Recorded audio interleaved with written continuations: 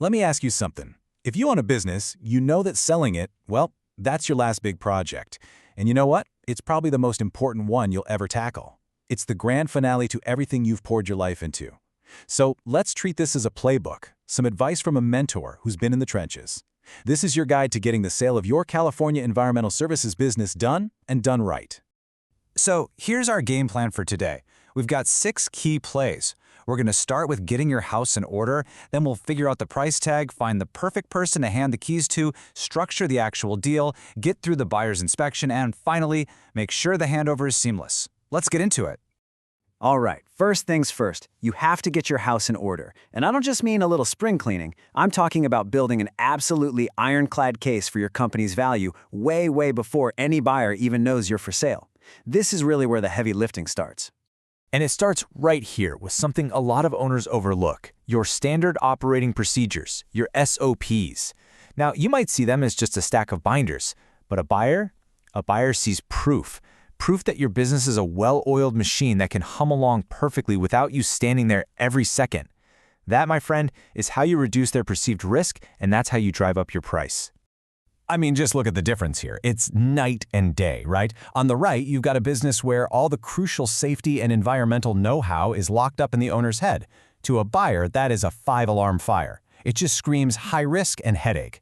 But on the left, everything's documented. It's a clear roadmap. That gives them confidence. That makes them feel secure. You're selling them a business, not a job, trying to figure out what you knew.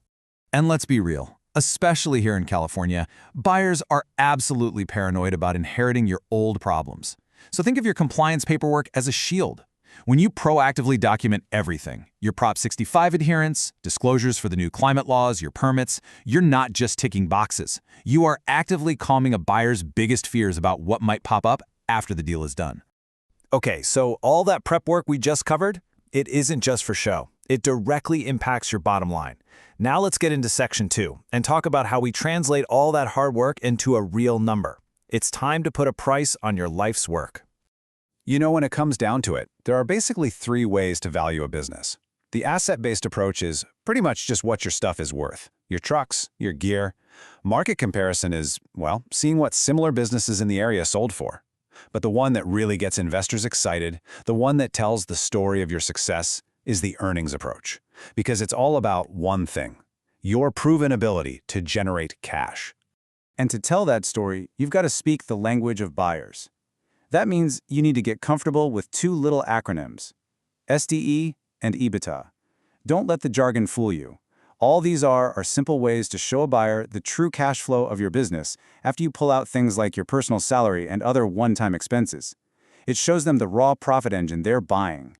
And boom, this is why we get all that prep work back in section 1. Look at the chart. If you can only make a case based on your assets, you're leaving a ton of money on the table. But when you use all those documents, your SOPs, your compliance records, to prove a history of strong, predictable earnings, you suddenly unlock a much higher valuation. That proof is what gets you paid top dollar. Okay, so you've done your homework, your business is looking sharp, and you've got a number in mind. Now for the really personal part: finding the right person to take over to carry on your legacy. And believe me, this isn't just about cashing the biggest check. And I mean, really pause and think about that question. Because the type of buyer you choose will completely shape the future of the company you built. Is it a competitor who just wants to absorb your clients?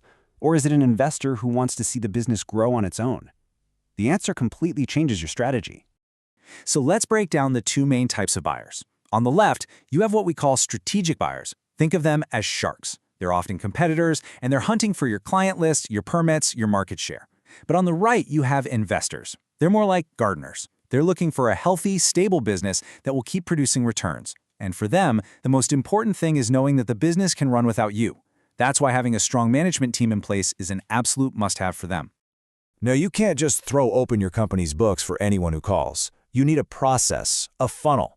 It starts with a simple, anonymous teaser. If they're interested, they sign a strict NDA. Only then do they get to see the real playbook, what's called the Confidential Information Memorandum. And here's a huge piece of advice. Look at step 4. Before you go any deeper, you must verify they have proof of funds. Don't waste your time with tire kickers.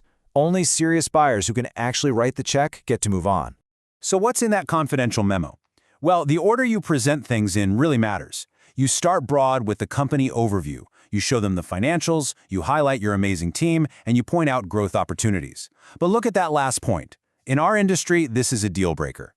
You have to disclose any known environmental risks up front. If you try to hide it, I guarantee it will come out later and crater the entire deal. Transparency is key. All right, you found a qualified, serious buyer. Now the conversation gets a lot more specific. We're talking about how to actually structure the deal. And the choice you make here has huge implications for both your taxes and your future legal responsibilities. Think about it like this. An asset sale is like the buyer walking through your company with a shopping cart, cherry-picking the things they want, the trucks, the contracts, and leaving the rest. Buyers love this because they can avoid any hidden liabilities. But a stock sale, that's where they buy the whole store, lock, stock, and barrel, including all the liabilities. As the seller, this is usually what you want. It's often a much cleaner break, and it can have some major tax advantages for you. Okay, deep breath. We've reached the final exam, due diligence.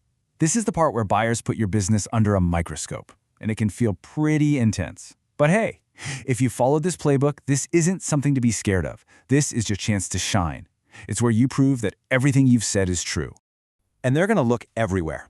They'll dig into old site assessments, they'll read every line of your client contracts, and they'll want to see all that compliance paperwork we talked about. They're especially going to want to know how you plan to keep your key people from walking out the door. But every single time they ask for a document and you can produce it instantly, you're not just answering a question, you're building trust. Now listen, if there is one thing you take away from our time today, let it be this. Every time a buyer asks you a question and you can answer it with a document instead of a story, you are putting more money directly into your pocket. See, every story you tell creates uncertainty, and uncertainty is what makes them hold back a bigger chunk of your money in escrow. Documents build trust. Trust means you get more of your cash at closing. It's that simple. And just like that, you've done it. The deal is signed, the money is in your account, you've crossed the finish line. But wait, you're not quite done. The very last play in the book is maybe the most important for your peace of mind, ensuring a smooth handover to protect the legacy you've built. The second that deal closes, a new clock starts.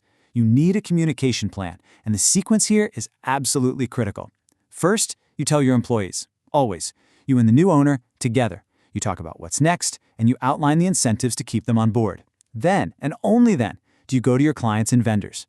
A steady, organized transition protects the goodwill you spent decades building. So, that's the playbook. Selling your business isn't just a financial transaction, is it? It's the final chapter in your story as an owner.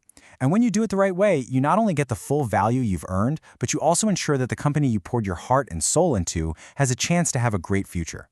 So, as you get ready for this final project, just ask yourself, what do you want your legacy to be?